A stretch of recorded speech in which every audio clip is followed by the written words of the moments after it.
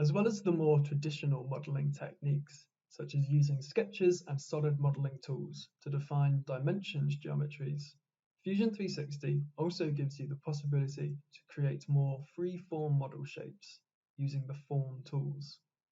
These can be very useful for creating models that will then be 3D printed, or for editing captured meshes, as we'll see later on. In this video, I'll explain some of the basic tools for creating form models. If starting from scratch, the first thing you'll need to do in a new document is create form, which is available from the Create panel of the Solid Modeling toolbar in the Design workspace.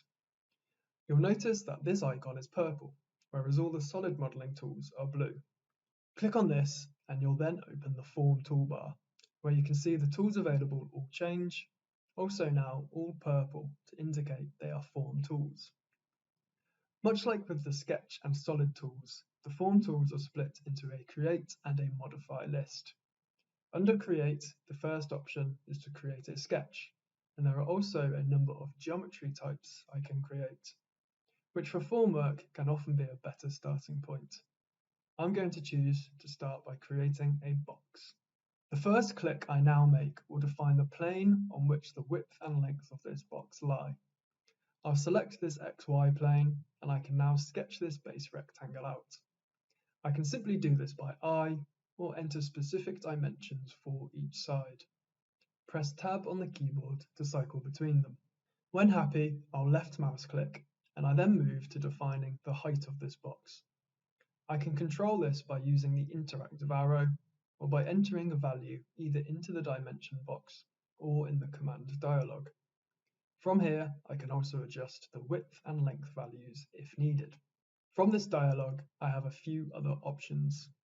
I can set the number of faces I have in each direction. These faces are what I will use with the modified tools following this, so I'll increase this number so that I have some more to work with. You can always split these down further later if needed. I can also set whether these length, width, and height dimensions are applied to one side of my plane or if they are symmetrical about the plane. I'll stick with one side. Lastly, I can set if the part has symmetry and define this along each direction. I'll give this box length symmetry and we'll see how that can be useful in just a moment. When happy, select OK to create the box. Now I have a form to work with, I can move to the Modify list of tools. As you can see, there is an extensive list of tools here, and we won't have time to look at them all. But it's worth remembering if you hover your mouse over any tool in Fusion 360, the tooltip will appear, which gives you a description of what it is used for. This is very useful when first figuring out what all of these tools do. Let's have a look at the first tool in this list, Edit Form.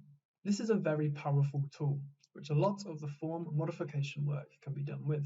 Edit Form will allow you to select faces, edges or vertices, and manipulate these in a number of ways. You can translate them, rotate them, or scale them. You'll see as I do this, the faces around are moved with them. In this way, form modelling can be thought of as similar to sculpting with clay, where manipulating one area will also change the areas around it, and all done in quite a visual, free-form way. The transform controls look quite daunting at first. You can simplify this by selecting to only show the translate, or rotate, or scale controls.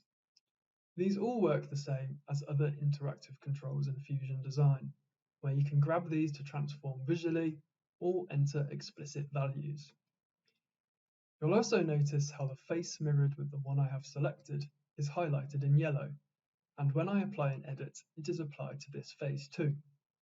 This is the benefit of defining symmetry when first creating the form, and ensures a symmetrical outcome if that is what is desired.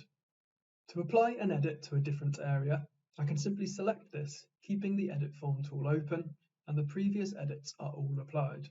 Unlike with solid modelling tools, for form, each edit will be automatically applied without needing to select OK to apply. You can always undo to remove the most recent edit if this isn't what you want. Once you're happy with the edits, select OK to finish. Back in the Modify list, another useful tool is Subdivide. This will take a face and break it down into smaller faces, which can be useful for applying more focused edits using the Edit Form tool. Once happy with the form and the edits applied, you need to exit out of this form environment by selecting Finish Form. This will take you back to the main design workspace with the solid modeling tools. And in here, the form model is treated as a solid model, and all these solid modeling commands can be applied to this as usual.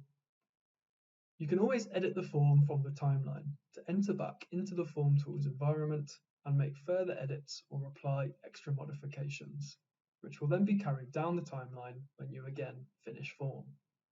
Have a go with these form tools for yourself, and once you're happy, you can move on to the next stage.